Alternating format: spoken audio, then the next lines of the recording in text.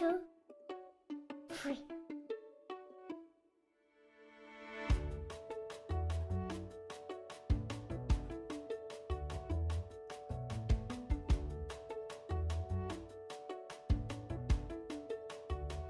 My name is Shaunda Penny, and I am from Saratoga Springs, New York.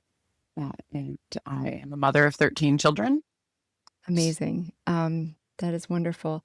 What is the craziest comment you've ever received? You must have received some really crazy comments. Oh my gosh, I've received so many comments, and I started getting them. So I had a boy and a girl first, and they were 11 months apart. So clearly the expectation was that we're done. So I started getting crazy comments when I only had 3 kids. So I've had a long time to collect crazy comments.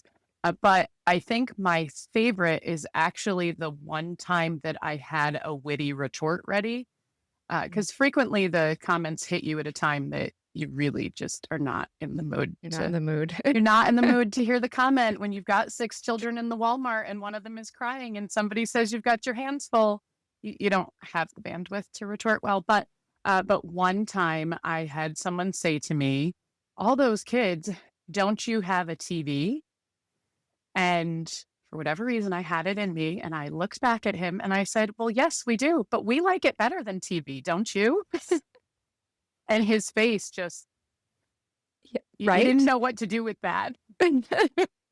I'm always confused by that exact comment about the TV for exactly the reason you retorted. Like, what is the thought that people should just like veg out and watch TV and they're not into each other? And that's great. Like, no, it's not be good the for goal. you. No, it should not be the goal. And it's bizarre that it is the goal, or it is the standard retort. I mean, I hear it all the time. Yeah. Yeah, that's amazing. Anything else? Any other good memory hole comments? Oh, I've had a lot positive. A lot of positive for sure. Yeah. We definitely get a lot of, your kids are so beautiful. They're so well behaved. And that's really hard when it comes after the kids have been not as well behaved as I would like them to be. And then someone comes up and says, they were so well behaved. Like, oh, actually, no, she's not getting a donut after mass today because I had to talk to her 10 times. But thank you for thinking she was good. Yeah. So we get a lot of really nice comments, but a lot of your hands are full. Aren't you done? I get a lot of, how do you do it? And that is one that I find particularly challenging. And I actually I thought of this in thinking about talking to you today, that this is a time where I feel like I can actually address that question. But when somebody says it to you in passing, they're not looking to have a conversation about how you actually do it, right? They're just exclaiming, how do you do it? Yeah. So my standard response is, when someone says, how do you do it, is Jesus, wine, and coffee, and sometimes number 2 and 3 switch, order of importance. And we laugh, and then they go on. And I came up with that because I get the comment so frequently. And I wanted to say something because I was just looking at people like, I don't know, I just do it. Like, what's the other option? To not? Because they're here. But I really would love to, when somebody says that to me, be able to sit down and say, oh, like, do you actually want to know how I do it? Because I'd love to talk about it. Yeah. Well, I do. And so we'll kind of work through that, I think. But for people just joining, you have 13 children. Can you tell me the kind of age range and maybe the sexes? Sure. So I have, my oldest is 23. My youngest is 3. And I have 10 girls and 3 boys. And Amazing. The 3 boys are really spread out. So my boys are currently 22, 17, and 7. So we're a very girl heavy household, because even the boys, I mean, the boys are boys for sure. Yeah. For sure. Yeah. But they are clearly young men who were formed by women. And it's fun. My husband actually only has one brother. So living in this sea of estrogen, is formative for him as well. That's amazing. Well, tell me how long you've been married and when did you have your first? So my husband and I met in college and started dating. We were 19. We got married a month after he graduated. I graduated a year before him, and worked. And then when he graduated, we got married a month later. So we were both 21 when we got married. We were, by today's standards, very young. We were the first of our friends to get married. Our wedding was a huge party because everybody else was there, and it was great. And that will be 25 years this July. Yeah. Okay. So. Okay. That's great. We are just coming up on 27. We're just a little bit ahead of you, but yeah, what a blessing, a quarter century. Can you share where you were in college? And was this a normal thing to do where you were in college? No, it was not at all. Okay. No. So we were in college in Boston. I was actually at BU when we met, but then I ended up, for financial reasons, transferring to UMass Boston, which is where I graduated from. But I still lived in the city of Boston in an apartment. And my husband was at MIT. And so we were not at the schools we're sending our kids to. Yeah, I was going to say, these aren't schools known for producing young marriages or marriage-minded people, or certainly not child-minded people. I spent a lot of time in and around Boston, as you know, and so I know those communities pretty well. Amazing. So how did you meet? We met at a fraternity sorority mixer. Actually, it's very cliche. That's great. I was a history major at UMass Boston who was dating a guy at MIT. And so the academic differences are a little bit. And I needed to pass a math CLEP test in order to get out of taking math. I didn't want to take math, but there was a requirement that you had to have a math class. And so I asked my boyfriend at the time if he would help me with math. And that was very frustrating because I was not a math person. But my husband, Chris, was known for being pretty patient. And so he asked Chris if he would take over tutoring me. Oh, that's too funny. And he did. And I passed my math CLEP test. I didn't need to take the math class. I got the credit without taking the class as hoped for. And I got Chris. So, I win all around. And so you were a history major. What was Chris majoring in at a chemical engineering? Chemical engineering. Yeah, with a minor in chemistry. Yeah. Okay. Amazing. All right. So when abouts was this in college? What year? I graduated in 2000 and he graduated in 2001. So. Okay. But you were just at the start of college, middle, and when did you guys meet? So we started dating sophomore year. I graduated a year early. So whether it was my whatever. Yeah. We started dating our second year in college. Okay. Now people want to know this, right? Because this is like the whole. Can you date and get married in college? You said you were both 21. Had you both finished, or were you still in school? Yeah, so I graduated early when I was 20. Okay. He graduated a month before we got married. 6 weeks. He graduated in May and we got married the first weekend of July. So we did wait until we were both out of school. But you were quick. Yeah, but we were quick. We were dating for 9 months-ish before we got engaged. And then we were engaged for just under a year and a half. And that felt really long to be engaged. It really did. But I was living in New Jersey. After I graduated, I did Teach for America. Okay. And so I was living in New Jersey and he was in Boston. So it wasn't, even if if I had still been in Boston, I think we might have gotten married sooner. But because we were living so far apart, it didn't make sense to get married until after he could move to where we could be together. Yeah.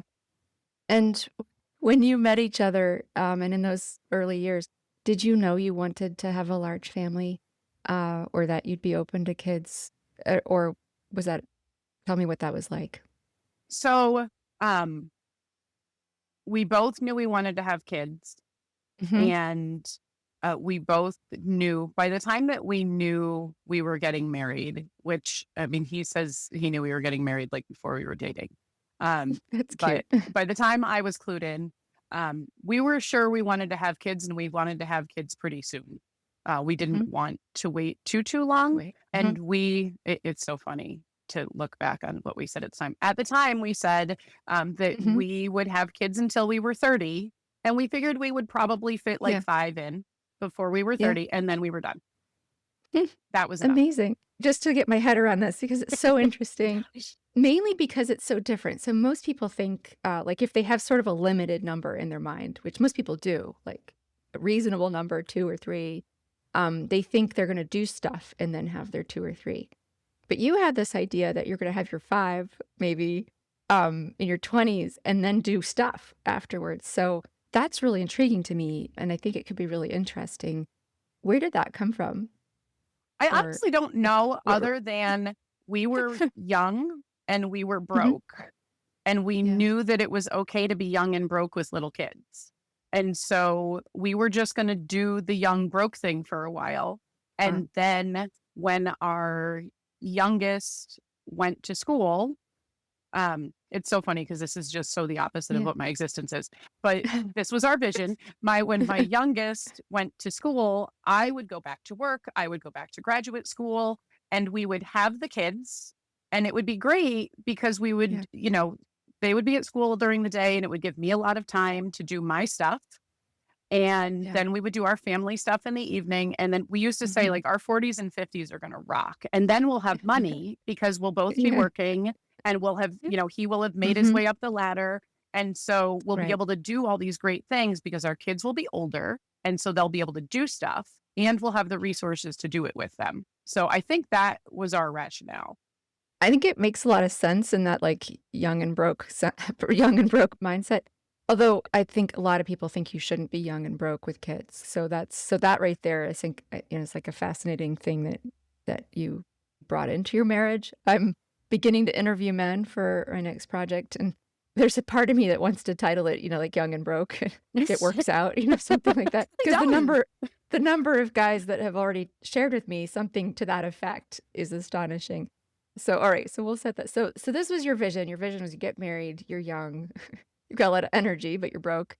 You're gonna have like 5 kids before you're 30, and then you're gonna like work, make money, and your 40s and 50s are gonna be sitting on the beach drinking margaritas or something. Yep. All right. So what happened? That's not quite what happened. No, that's not what happened at all. All right. Tell me.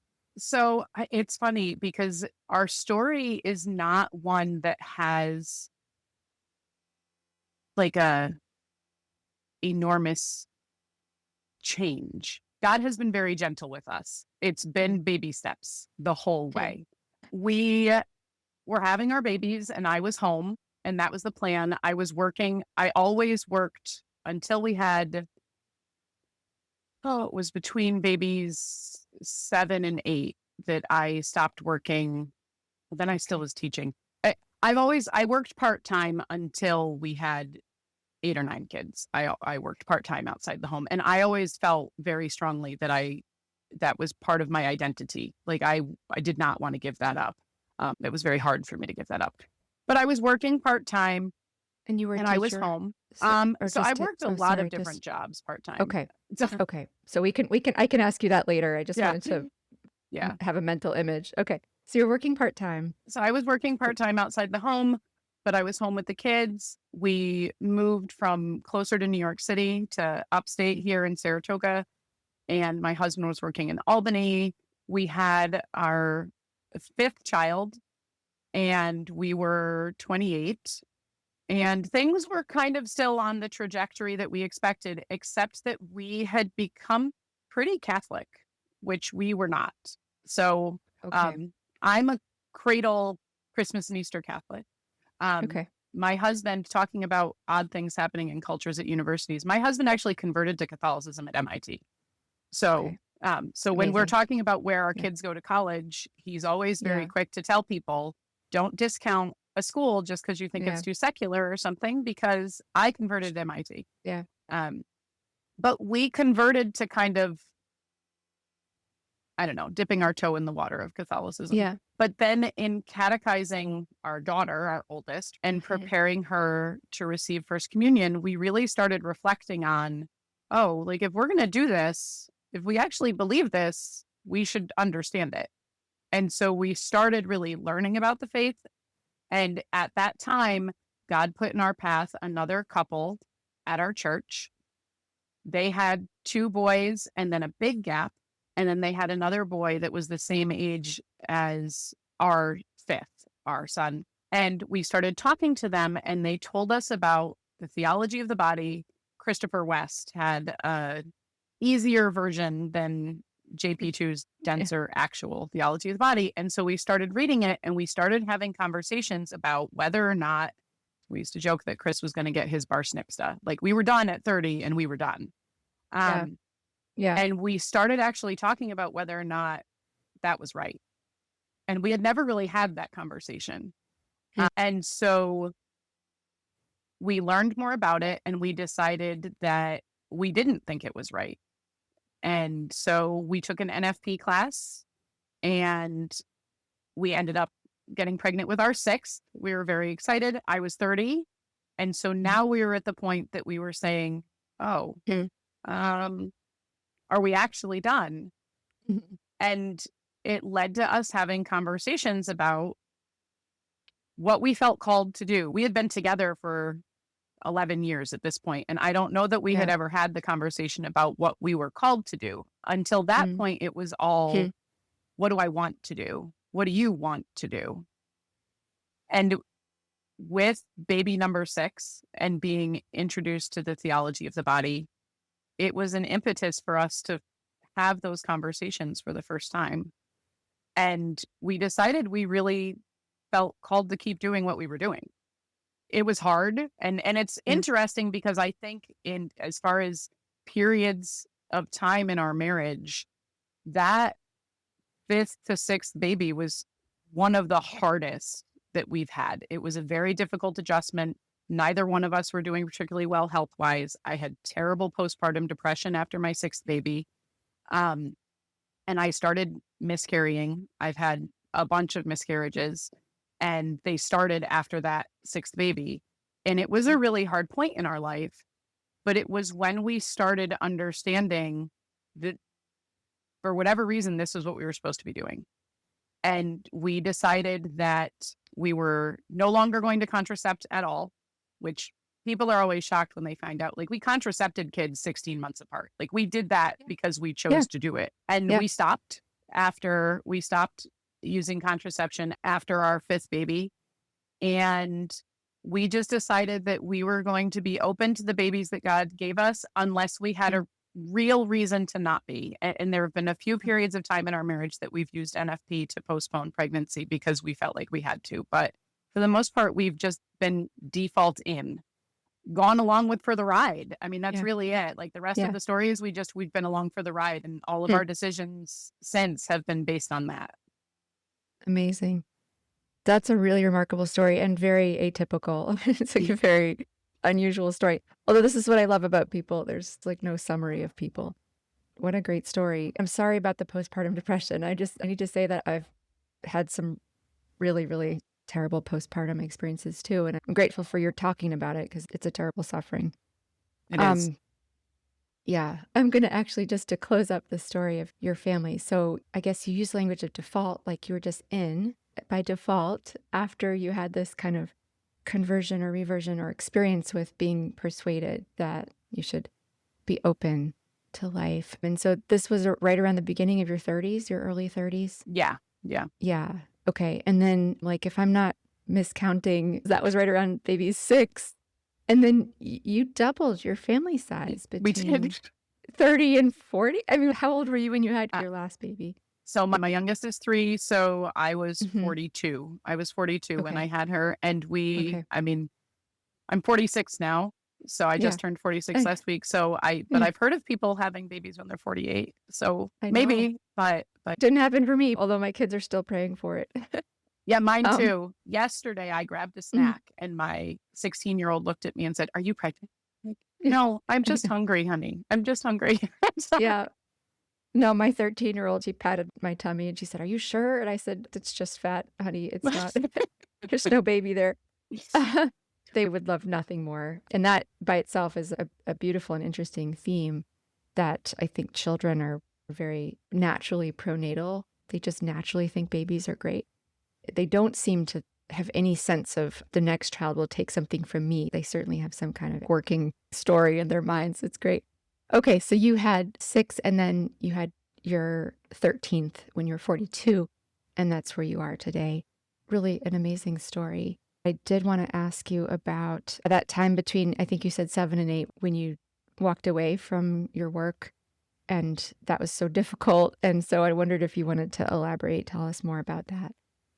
Yeah, I always pictured myself working to better the world. Like that's what I was going to do. And so I went through phases of wanting to go to law school and be a child advocate was going to be my dream. I was going to be a teacher, but I wasn't just going to be a teacher. I was going to be like the teacher that just perfected the system. I was very ambitious and very motivated. And I really had only ever thought of some sort of employment as being my way to better the world.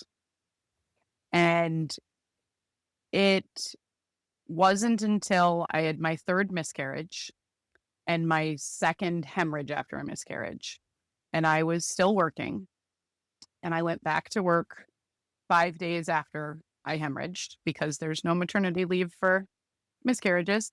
Yeah. And I was so low. And I just looked at my husband and I said, I can't do this anymore. I'm not doing a good job raising our kids because I was working at the time. I was managing a hotel. So I was working nights. So he did 2nd shift with the kids. I did 1st shift with the kids. And we passed as ships in the night. And I just said, I can't keep doing this. I'm not doing good for anybody anymore.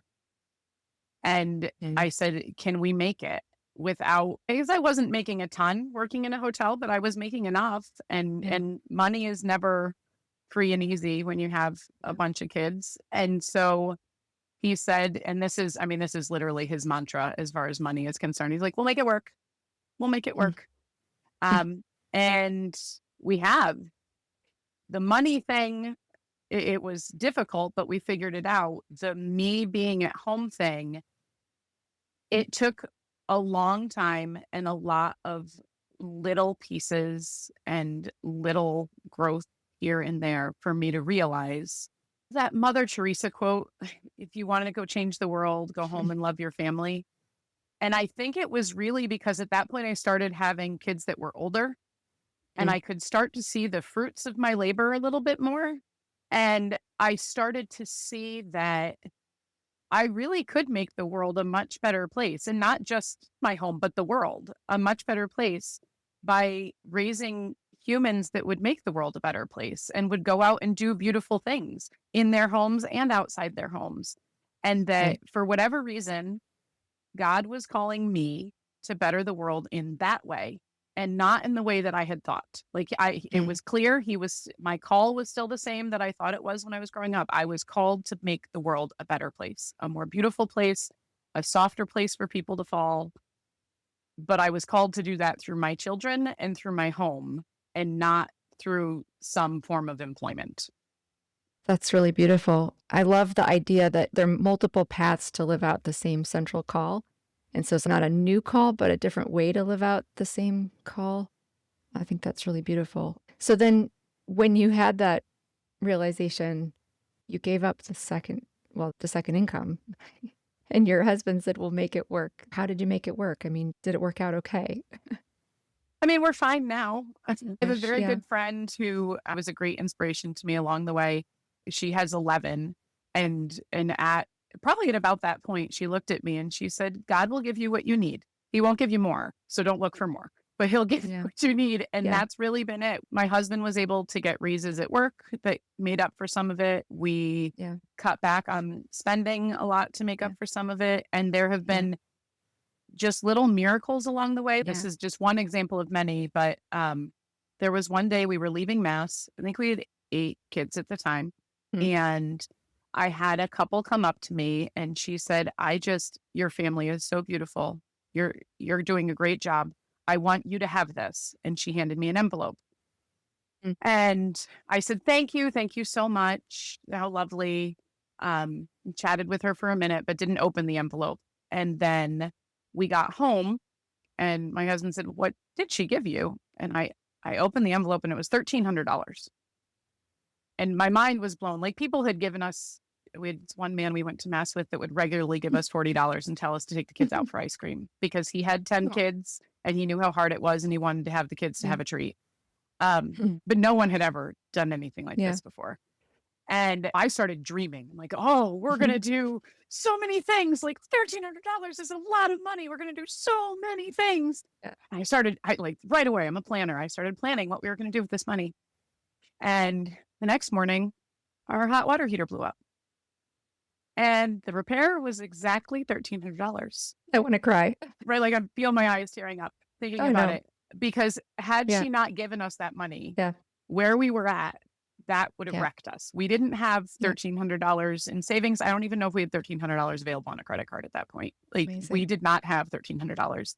But when the water heater blew up the next morning, my husband called our friend that does HVAC and said, "How much is a new hot water heater?" And he said, "It's $1,300. And my husband and I just both started crying. And you're like, God is so good. He took care of us. And so it's us deciding to do what we were feeling called to do, even knowing that it was going to be hard and not knowing how it was going to work.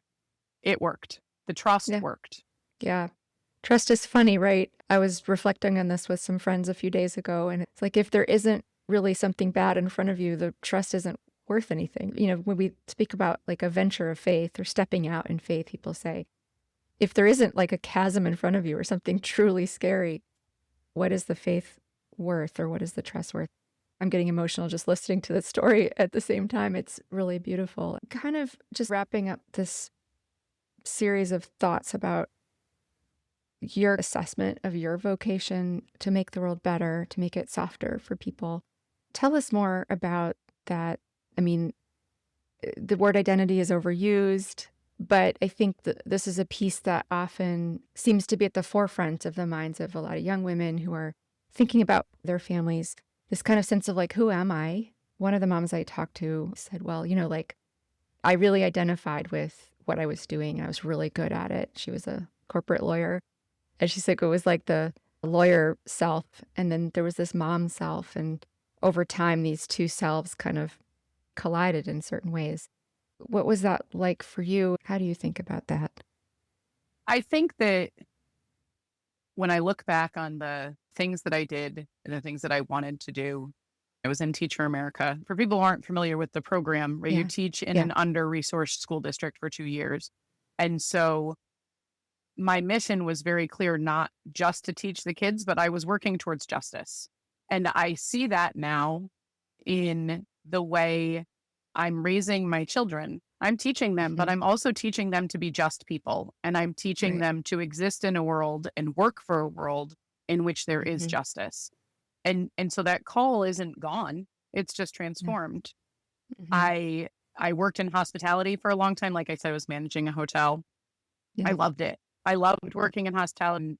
Like, I was darn good at it. I was really good at my job and I missed it. But then I realized, oh, I'm still called to hospitality, right? I can be the person that brings the meal to the mom that just had the baby. I can be the one who, when someone is having a hard day, says, come over, it's fine, and just whip something up or doesn't and sits and listens. I can be the one, because I'm home, I can be the one. We have elderly people in our church that don't have family locally. I can be the one that helps make sure they get to a doctor's appointment. And I think the change was that I had to switch my thinking to a phrase in education, multum non multa, deep but not many. I had always had this idea that I needed to help hundreds and hundreds and hundreds of people. Like, I had to do the thing that was going to have the biggest impact. The real change in my understanding of my vocation was that I wasn't being called to have an impact on millions of people. I was being called to have a really deep impact in my community and in my family. And so if I viewed it that way, I started to feel just as challenged and just as fulfilled as I had when I was doing bigger things. because I could really pour myself into it. I'm not just a homeschool mom. I'm educating my children and I'm making a home, and that's a really beautiful thing. And if I do it well, the ripples of that will go so far. But if I don't do it well because I'm doing big things, the impact of that can also be great. Yeah. I think Chesterton said something about that, but I don't have it at the tip of my fingers. It's something like, why is it a great thing to be something to many people, but a small thing to be everything to one person? I think it does challenge our pride, right? It does challenge our pride. I have a version of that, this sort of like, I'm going to grow up to be a big economist and change the world. And they were all good things I wanted to do. Maybe in God's way, I'll end up playing that kind of a role, but definitely not the way I thought. It was actually a very recent story. That pride is still, I don't know, maybe it's been a year since I've had a massive meltdown about it. But there was one time that my husband got a big bonus at work. And it was after a particularly challenging couple of months for me as a mom. And he came home and he got a plaque for his wall and he got a fat check. And he was so excited. And my reaction was that I got really angry. I got really mad. And I was like, congratulations, I'm so glad for you. And he's like, what is wrong? Like, what on earth? Right? My poor husband. Yeah. He's like, I know. what on earth is wrong with you? I was like, never going to get a bonus. Not ever going to get a pat on the back for what I'm doing. And so my kids actually made me a mom was right plaque for my kitchen. So that whenever they come back, because I have kids that are adults now, so they're starting to realize that maybe I knew what I was talking about. So my 17-year-old son wood burns onto this like piece of 2x4. Mom was right about something, so that now I have a plaque. Amazing. You have a plaque. I was going to say, I'll send you a plaque.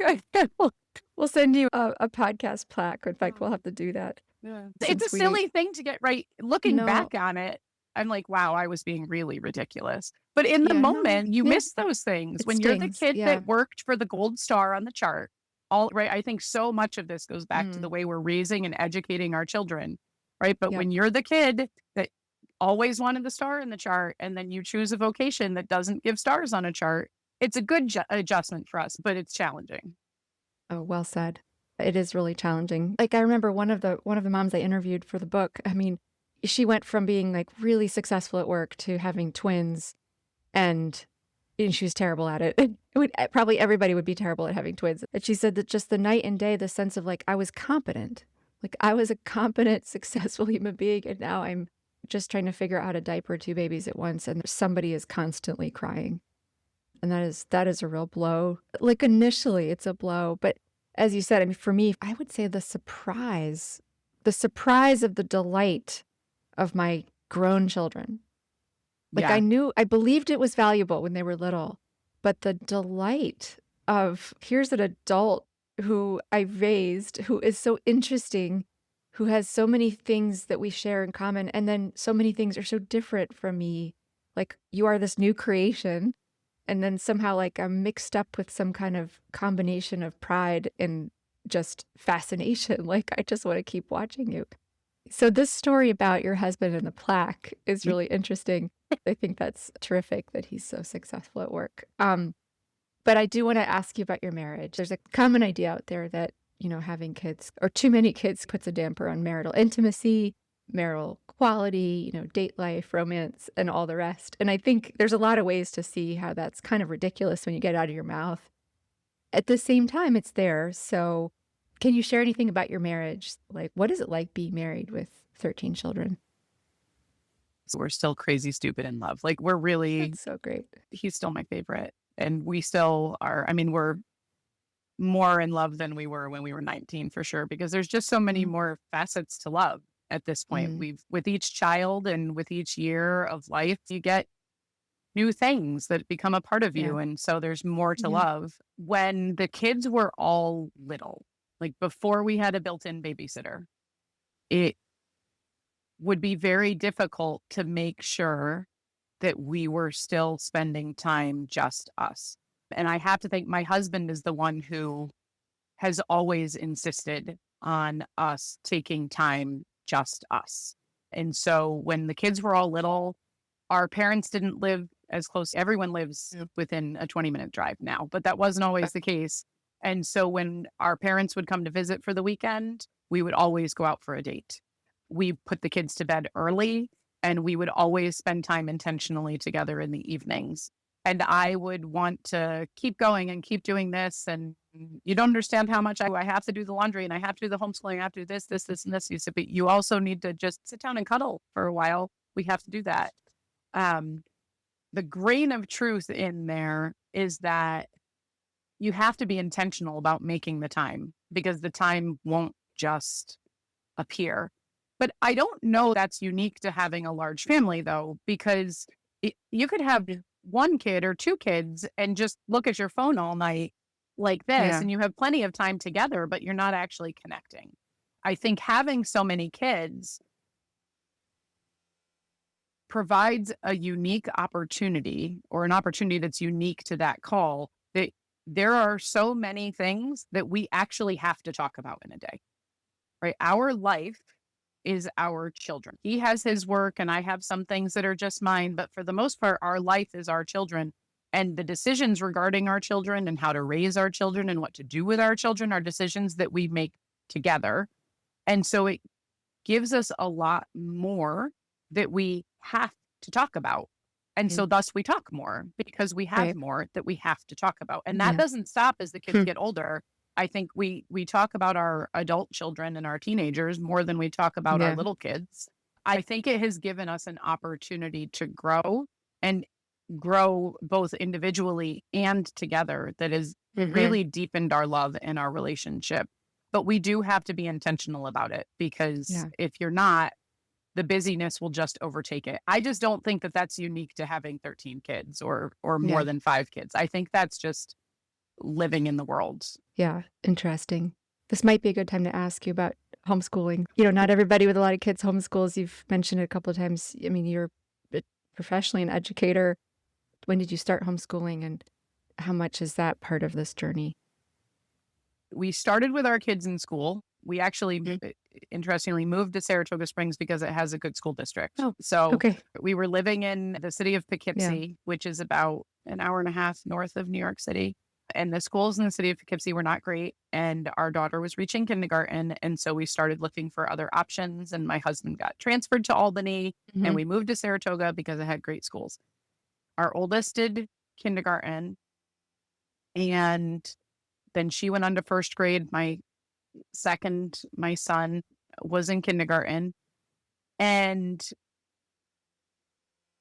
we just started noticing that it was very difficult to maintain the focus of our family on the home with them in school, because we imagined that they would go to school and then they would come home and we would do all of our normal stuff outside of school hours. But it was really hard to do that, because there were school activity. I mean, this is first grade and kindergarten. Like, this isn't high school. I know. Right? There were so many activities and so many things to do. And my daughter, instead of wanting to, so I had 5 kids at this time. Instead of wanting to play with her brothers and sisters like she always had, she was asking to go to friends' houses all the time. I want to go to this friend's house. I want to go to this friend's house. Yeah. And we just knew that we wanted a strong, I don't even think we had the word family culture yet, but that was what we wanted. We wanted a strong family culture. We wanted our family to be the center of our lives. We were in this together. We were doing this together. We were going to spend time together. And so I knew one other family that homeschooled. And actually, first we looked at going to another school. So we looked at maybe switching to the Catholic schools, or there's other private independent schools in the area. But when we went to them, they weren't markedly different. They were just really expensive public schools. And so we had a conversation about it. And my husband said, I don't want the kids to be weird, right? All of these, like, we didn't know anyone homeschooled, and we knew one family that was homeschooling, and they were talking to us about it. I finally convinced him to try it because we went to Disney World on Christmas break. And it's insane at Disney World over Christmas. Like the Magic Kingdom closes to capacity that week between Christmas and New Year's. And we were there. And this is really ironic because it's the last time we ever went to Disney World. But before that, we had gone like every 18 months. And I looked at him and I said, if we homeschooled, we could come to Disney World when no one else is on vacation. And he said, okay, I think we can try it. We'll try it. Interesting. We tried it because we wanted that strong family culture. And my daughter is now 23. So this was a long time ago, 17 years ago. Even then, we started encountering challenges to our faith in the public school system. On Veterans Day in first grade was the day that I decided I wanted to homeschool because the teacher gave the students a poem about Veterans Day. And in it was, we pray for the people who fight for us or something. And she had the little 6-year-olds pick up their pencil and cross out the word prayer. And so when Rita, my daughter, came home from school, I asked about it and she said, oh, but we had to cross that out because you can't pray in school. And it's like, well, like you can't force everybody to pray, but if you want to say a prayer in school, you can say a prayer in school. She's like, no. Teacher said we can't talk about prayer in school. And so I called the teacher, and she was a super young teacher and was just trying to do her best. She was afraid that the atheist parents would get angry with her for using a poem that said prayer. I talked to her about it a little bit.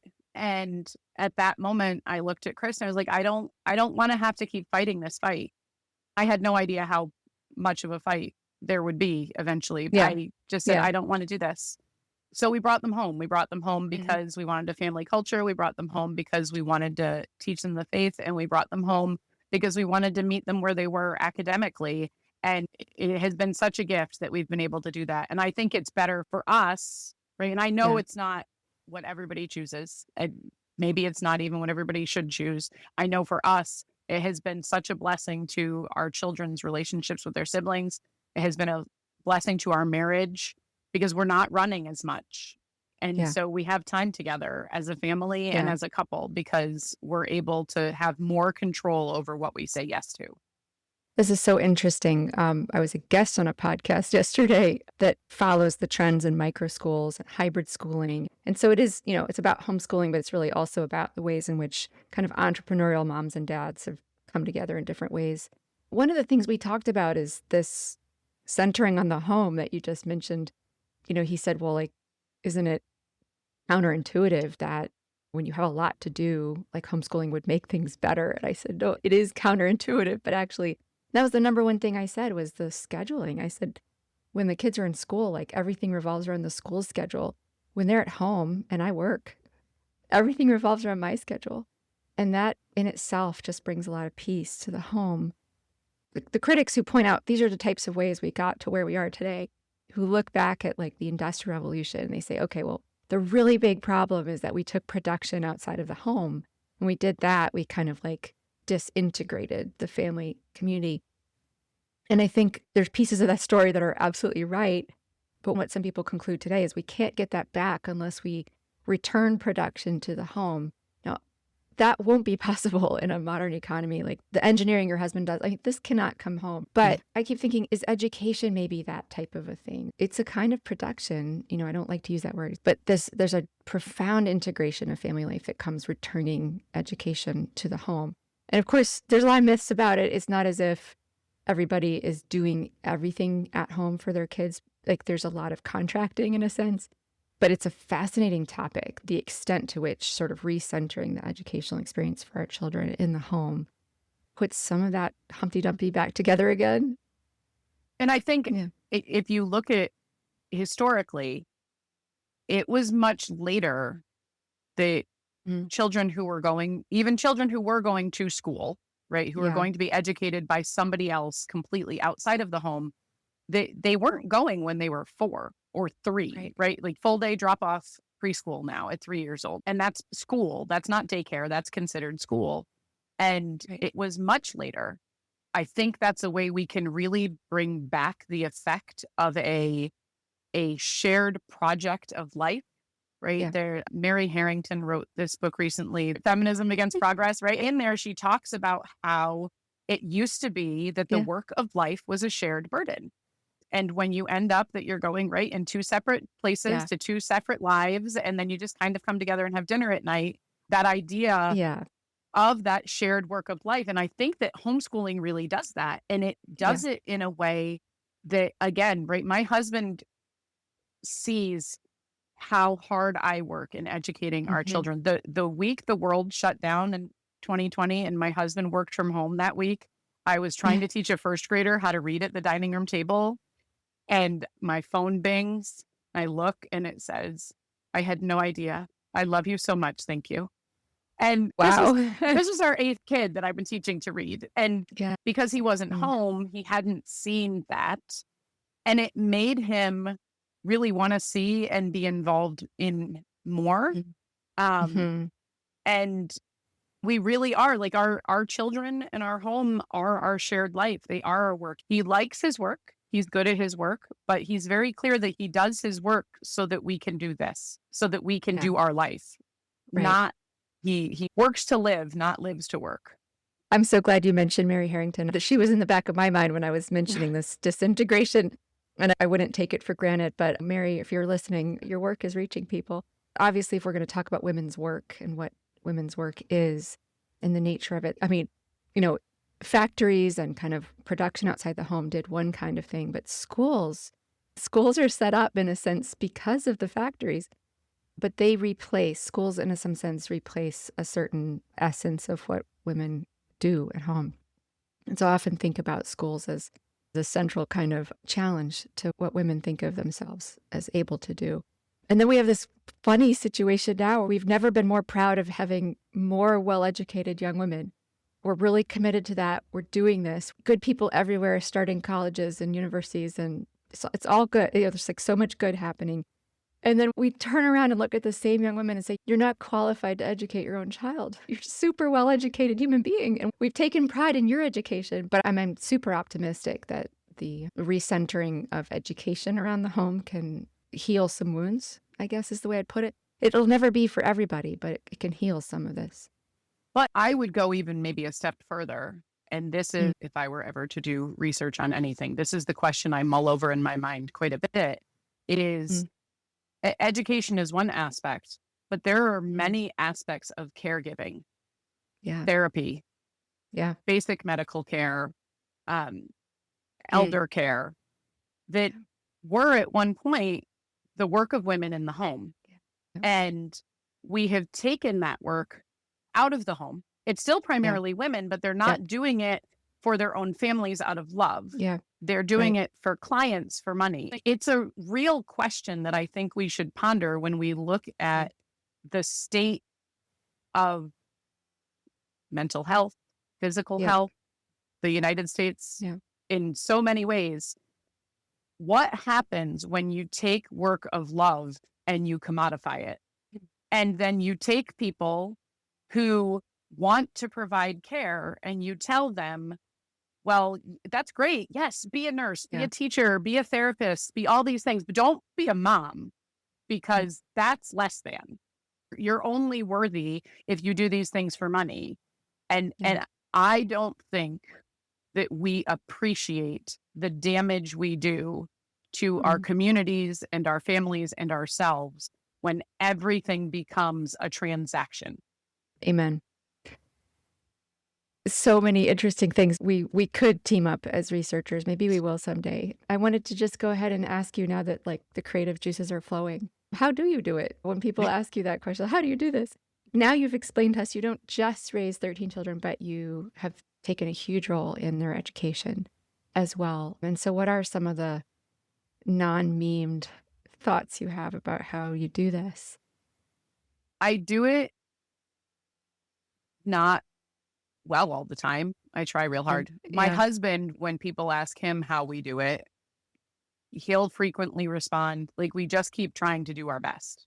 And no matter what situation life puts in front of us, we try real hard to do the best that we can where we're at. And so when I had all little kids and I was working outside the home, our school life looked a lot like unschooling with some math Yeah. lessons. Yeah. And then we did a hybrid school for 5 years, which I found to be a great blessing in a lot of ways, especially for my older kids. We discerned out of because we didn't think it was great for our younger kids to be outside the home or for me to be teaching as much as I was, Yeah. despite the fact that I loved it. And so how do we do it? We do it by being in a constant state of examination, honestly. Mm. What are we doing? Is this working? Yeah, it's working. Okay, great. No, this is not working. So let's look at this, okay, on the big picture, right? That's how we do it. And so we have some children who are academically gifted and we're constantly discerning how to challenge them. And I have at least 2 so far, kids that are dyslexic and took a lot longer to learn. Mm. Okay, so how do we meet their needs and help them? I have my 5th child about to graduate, and I thought I finally had the whole college thing and looking at colleges down pat. No, he wants to row Division 1. So Mm. we're not looking Mhm. at any Newman Guide schools. We're doing the whole thing all over Yeah. again. And so we do it by just always praying and Mhm. working hard and Mm. saying, okay, what is the right way to handle this now? I think we also do it by prioritizing first things first. And I think that for us, this was a great lesson for us in 2020 when everything extra was gone. I had an eye twitch before. I thought it was just like, I can't remember ever not having an eye twitch. And in 2020, my eye twitch went away. And I remember looking at my husband saying, my eye doesn't twitch anymore. I wonder why. And I was like, I think it might be because like I'm resting now. Like we have time to just rest. Huh. Wow. And then in Wow. 2022, things started picking up again and it came back a couple times. I was like, nope, we're Hmm. done. Nope, we're Oh, done. This is too much. that's so Um, interesting. Wow. And so like we'll be invited to do something and I'll Yeah. say, no, we can't. And then, family and friends, they'll just ask, oh, do you guys have something else going on? No, we need a night at home. We need rest.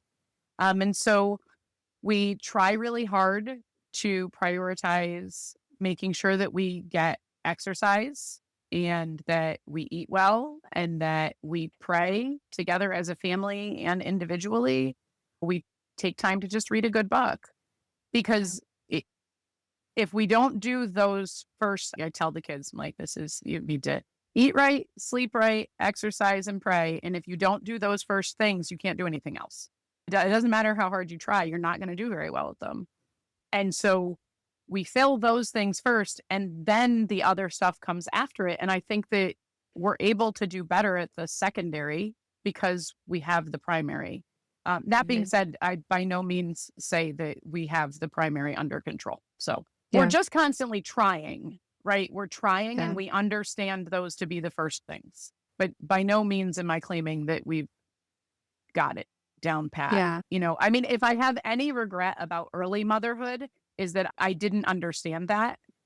And I let go of Yeah. what I would now call first things, maybe not prayer. I knew that we were trying to raise our kids in the faith. And so we always were really good about making sure we prayed. But I ate junk and did not Yeah. do anything physically active and did not sleep for a decade. And Yeah. if I could go back, I would cut a lot of things that I was doing at that time to make sure that I was doing those things well. And I think it would have made me a better mom and just a better Yeah. person. Yeah. Guilty as charged. I mean, my first decade was like that too. And then I kind of sat down and realized, actually in the midst of the first really terrible postpartum depression that I had, like, this isn't sustainable. Not sure that what I did or have been doing has contributed to this, but something has to change. So my husband says now, I mean, we're both a lot more active than we probably used to be, but he'll say, prayer and exercise are like the 2 lungs. And Mhm. if you don't do those two things. And, not because we want to look good or be fit, but actually because we have bodies. Our bodies are temples of the Holy Spirit. We've neglected the body for a long time. That's really beautiful. Would you be open to sharing some of the ways that you manage postpartum depression? For me, it ended up being low progesterone. We were able to identify that. So I had postpartum depression after my 6th baby that was severe. It was really bad. And then I got pregnant again really quick. So I was actually tandem nursing and pregnant and had postpartum depression. And that was my first miscarriage. Yeah. And I ended up miscarrying again. And then I had a successful pregnancy, and getting pregnant again and getting the influx of hormones really kind of reset me back to a better place. Not that I'm saying that's how you treat postpartum depression, but that's how I did understand. there, right? Yeah. And then after that baby, I started miscarrying again, and I went to go see a NAPRO doctor because my midwife at the time, who's amazing, said, you don't just go from having 6 babies and everything being fine to miscarrying 3 out of 4 pregnancies without something being up. And she said, I want you to go see somebody.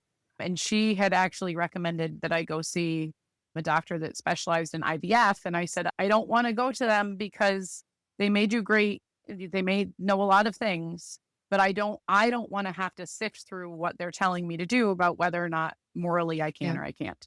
And so I actually found the Gianna Center in Manhattan and started taking the train down to New York City. I was diagnosed with low progesterone, and I've been taking progesterone supplements while pregnant and between pregnancies since. So that has been very, very, very, very, very helpful. There's a history of mental illness in my family pretty severely. And so I think I have, for whatever reason, a tendency towards depression and anxiety anyways. And the progesterone was the first thing that was able to kind of get me out of the place that I could start to think about things more logically, if that makes sense. And so now I need to be really careful about eating sugar. I know that when I have sugar, I actually have a little card that I read almost every morning to remind myself, when you eat a lot of sugar, you cry afterwards. And I love chocolate chip cookies, so it's really hard.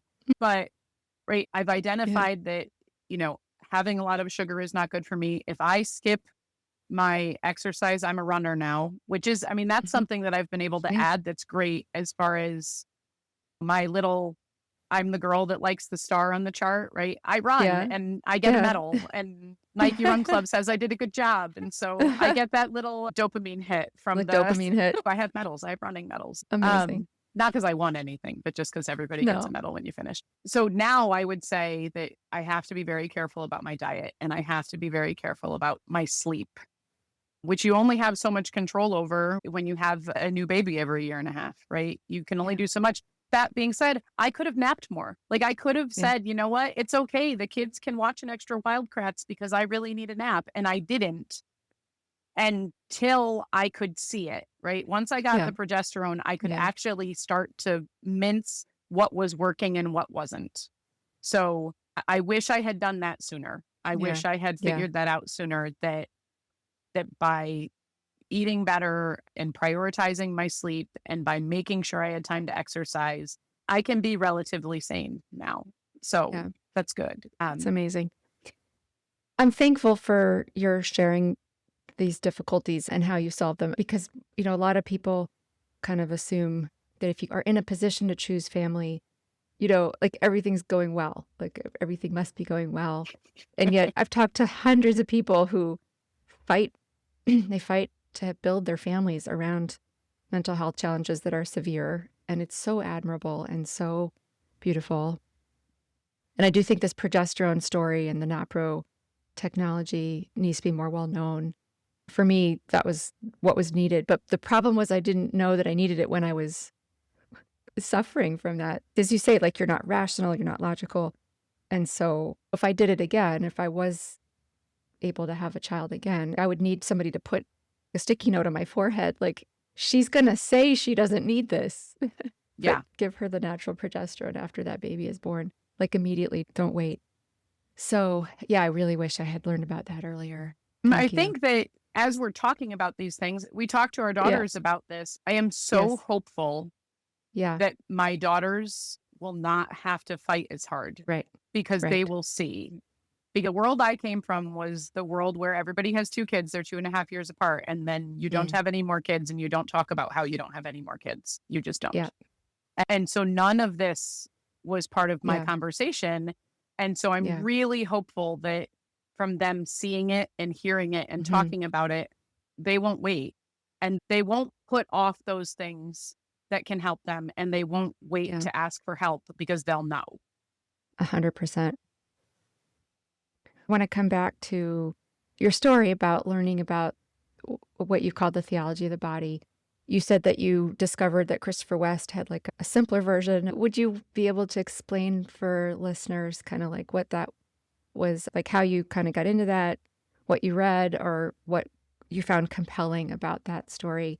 So obviously, you know, rejecting contraception is not actually the main story of people who choose to have children. Women all over the country contracept and have kids 16 months apart. That's how they time it. That's a phenomenon and a thing. But then there's also a group of women like yourself. So can you tell us a little bit more about that? The book, you can find it and put it in the show notes maybe, Sure. but it was like Yeah. Theology of the Body for Beginners or something like Okay. that. Like it wasn't called Theology of the Body for Dummies, but that's what it was. It just explained very plainly how we were created to come together as men and women. Physically, we all know that, Yeah. right? Yeah. But what it articulated that I had never heard before was how that natural truth of our physicality ripples out into our relationships in our world. Yeah. And if we are contracepting, we're choosing to break something about that. And so when we got married, we went to a pre-Cana talk and they gave like a natural family planning talk. And they spent a lot of time talking about chemical birth control, like why not to be on the pill.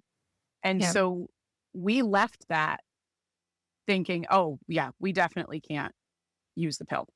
So, okay, now we know that.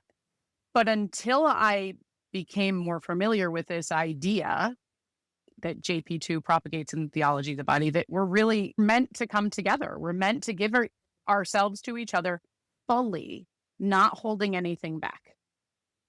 And when we hold something back, like our fertility, we're putting a distance in our relationship. Even if we're not intending to put a distance in our relationship, Yeah. emotionally, spiritually, psychologically, by putting that physical distance in our relationship, we are. Understanding that, we said, well, wait, if we were made this way, we should not change that. We should work with it. We shouldn't work against it. So I was working in the hotel, and my boss at the time was a Baptist pastor who was also working in a hotel. And he and his wife had a large family as well. And they were considering whether or not she was going to have her tubes tied.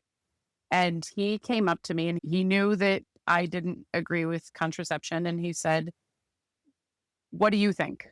Well, it was great. We had these discussions. Like we had so many great discussions. And I said, you know, I just think that when God made your wife, he looked at her and he said, she is good. He didn't say she is good until she's got 5 kids and then she's not good anymore. So you better go ahead and fix my work because I didn't do it right. You need to fix it now. And I think that's where our kind of understanding came in, was that we now understood what we were meant for. And we were meant for fully coming together. We were meant for being in union. And contraception took a part of that out. And so we were going to have to learn how to come together fully. I mean, for us, we ended up going just default in.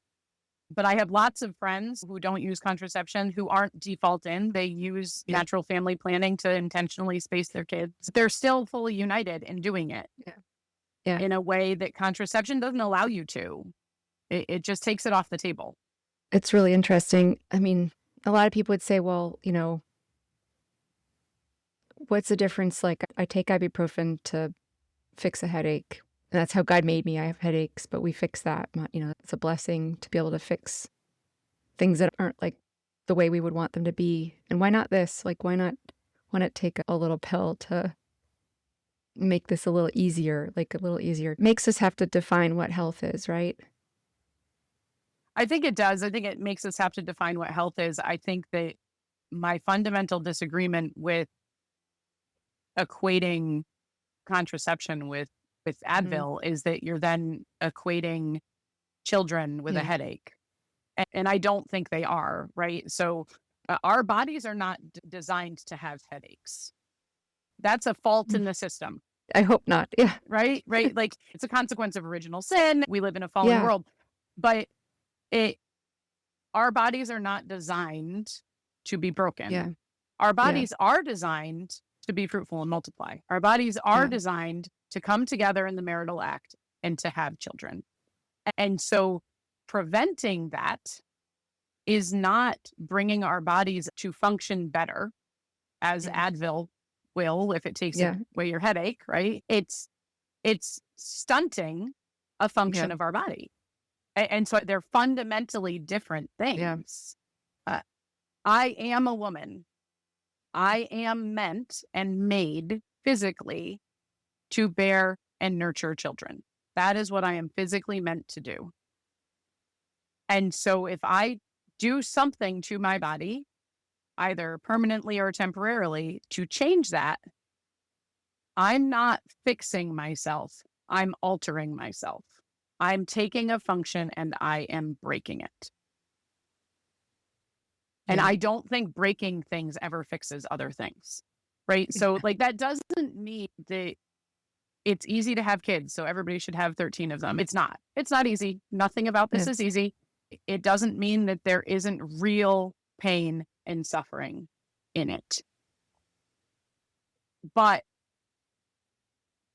breaking something because something feels broken is not going to cause it to be fixed. It's just going to spread the brokenness further. And so we need to look at what it is that's actually causing the suffering and then work with that. As you're speaking, I'm thinking about the discussion. I wish it was a more vigorous one. The discussion we're having about physician-assisted suicide. It's a piece of that, right? There's a piece of kind of incorrect response to suffering. What you're saying really reminds me of this. It's like intentionally breaking something when there's a compassion and a co-suffering that we are called to do. I mean, I think so many of our current issues, just societally, come from that desire to just avoid suffering, right? I can't do, X, Y, Z. I don't want to pick something because I don't want to accidentally offend somebody who is suffering with it, right? But I can't handle this suffering. And so since I can't handle this suffering, I'm going to get out of this suffering.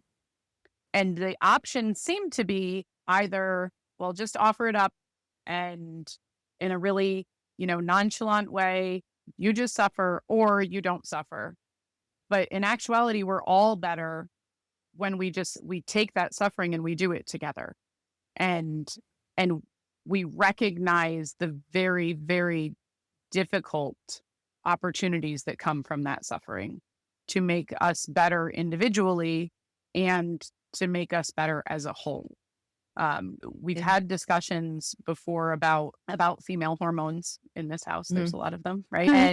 And as I've shared, right, postpartum and just in general, I tend towards having a really hard time hormonally.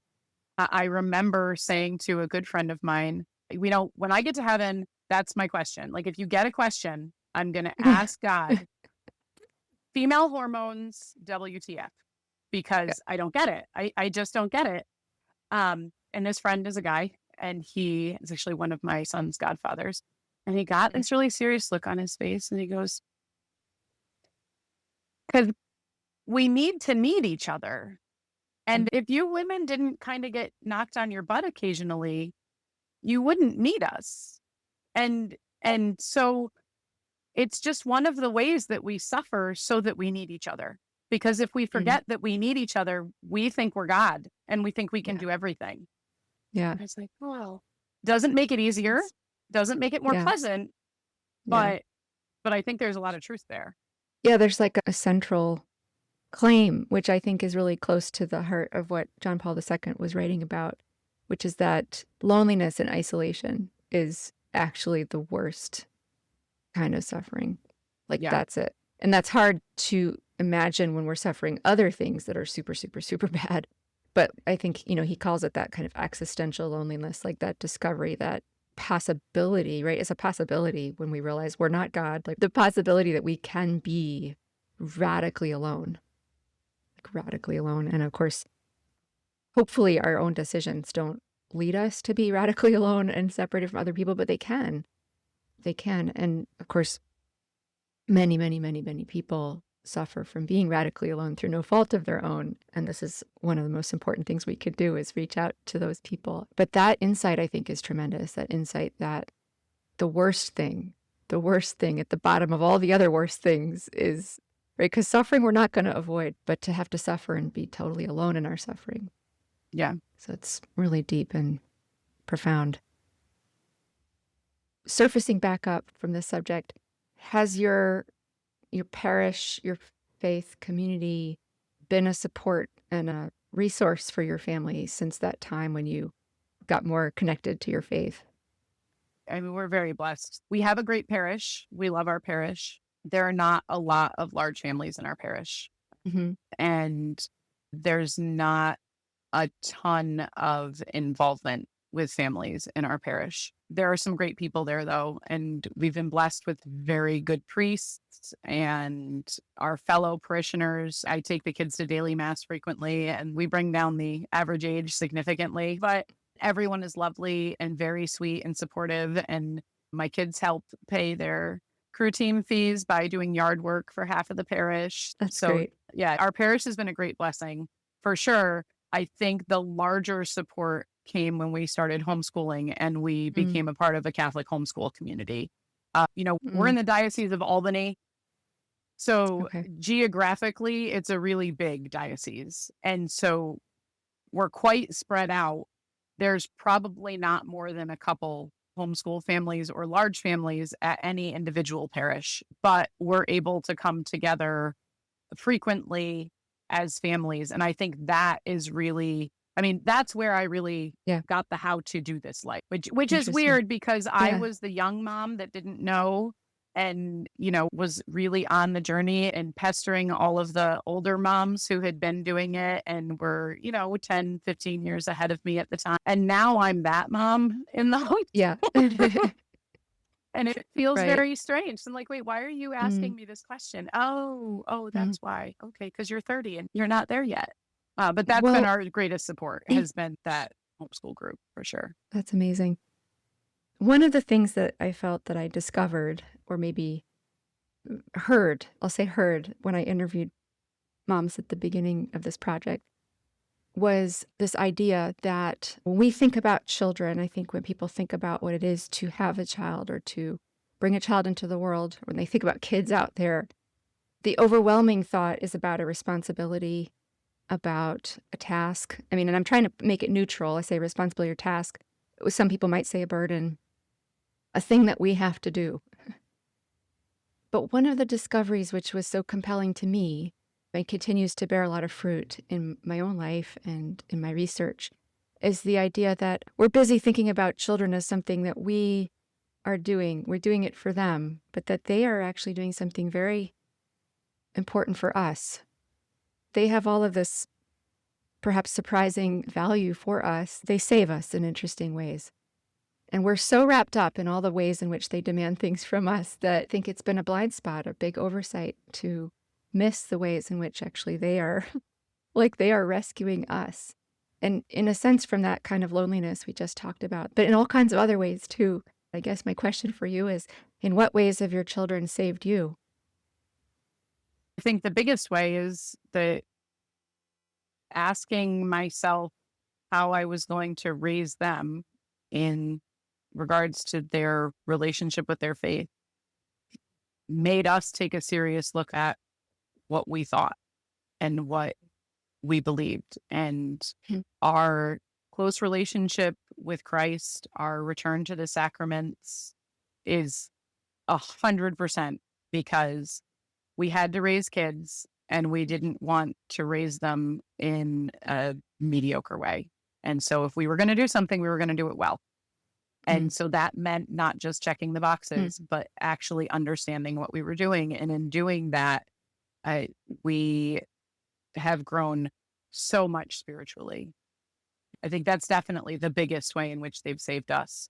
I think that the level of selflessness that is required to be an intentional parent has saved us from a life of pride and selfishness. It would have been so easy to just check out and I do my thing and he does thing and look how great we're doing, and literally not even know what we were missing, right? Like that's one of the things that I find most mind-blowing when I look back is that I am a person now that I could not have imagined existing when I was 21. I didn't even know this was a possibility. And that expansion of my understanding and my capabilities is 100% because of my kids. And not just because of the number of them. Very frequently, people hear the number and they just understand the number. Yeah. But each of those 13 children is an individual. And so, sure, there are times, there are days that my husband gets home from work and he'll look at me and be like, oh, and I'll be like, it felt like 30 today, honey. Like it didn't feel like 13. It felt like 30 today. Like there are days for sure that the number is a thing, especially with the age range, right? There are days that we have everything from potty training problems to potential people are getting married problems all in one day. And that's a lot.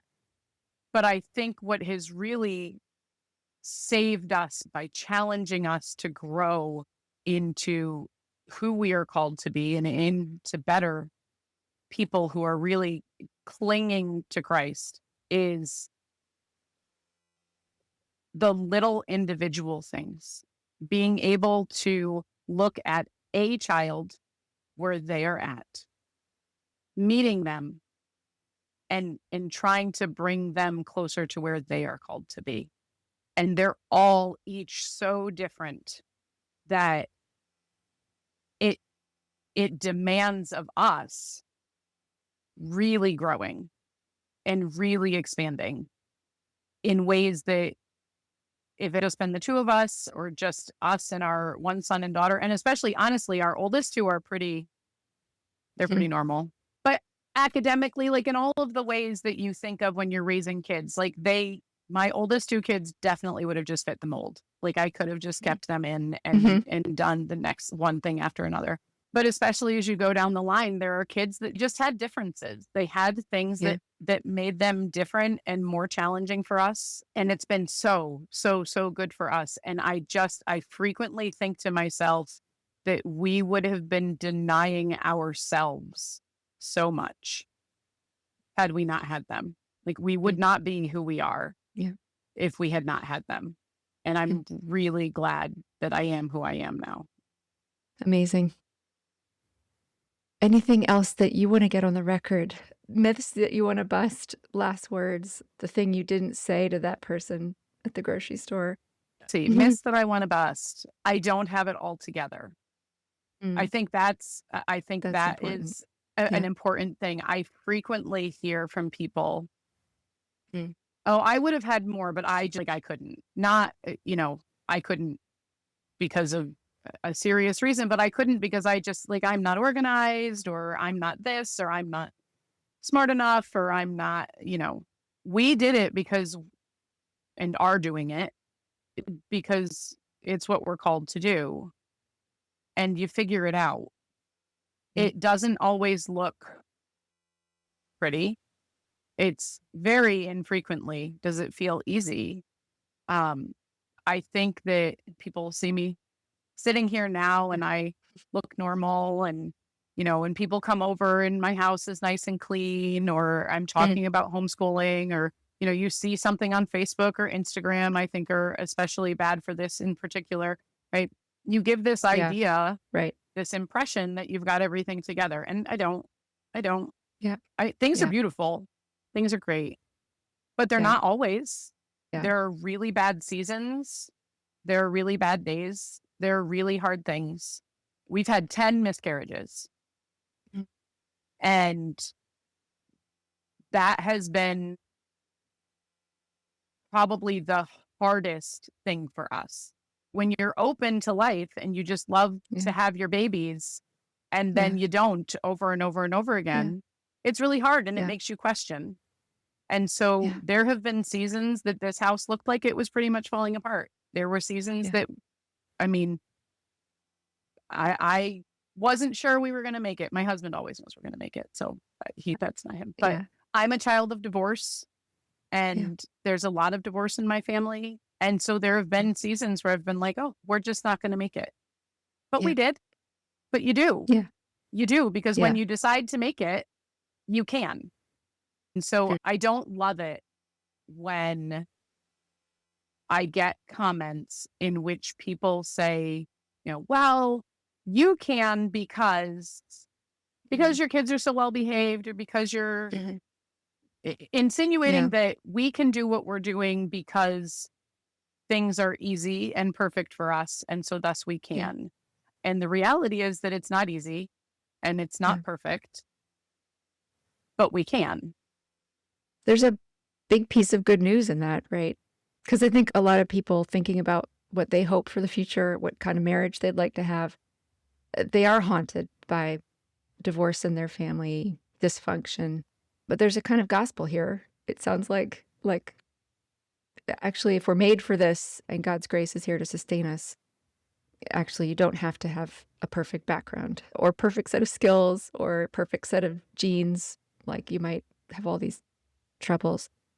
So the child is like at the center of a kind of gospel or kind of good news, which is, I think, as we're heading into the darker days. I mean, we're both in the northern hemisphere. We're heading into the darker days. Those of us that suffer from a little bit of postpartum, also maybe the seasonal, I do, the seasonal disorder.